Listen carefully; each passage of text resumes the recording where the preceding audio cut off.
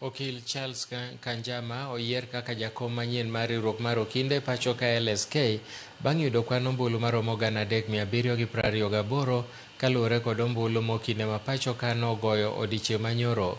Kanjama noloyo jochung' mamoko ariyo moriwo Mwaura Kabata kaachiel kod Peter Wanyama mane gipiem godo.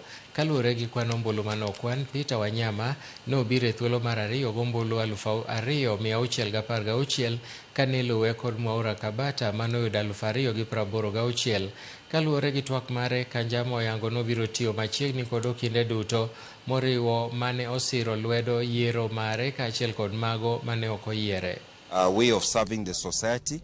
I take it as a win for the Law Society of Kenya, the legal profession, and also Kenyans at large who benefit from the work of the Law Society of Kenya.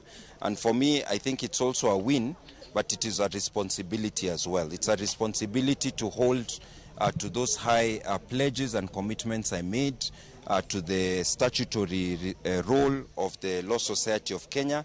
Not to disappoint Kenyans, not to disappoint lawyers, my supporters, and indeed all advocates, both those who voted and those who didn't vote, but who depend on the leadership of the Law Society of Kenya. Laktar Aida Odinga kawuono chopo nyim kamati mochung' ne weche ma oko toka nowale kaka jambete riwruok mar UNEP. Mikai Aida Odinga ne oriedo lony mare kama noting'o sombe nyaka kuonde ma opogore opogore mosetie thurka, gigo mane olero ni okete ong'ala manyime matayo tijno e yo makare.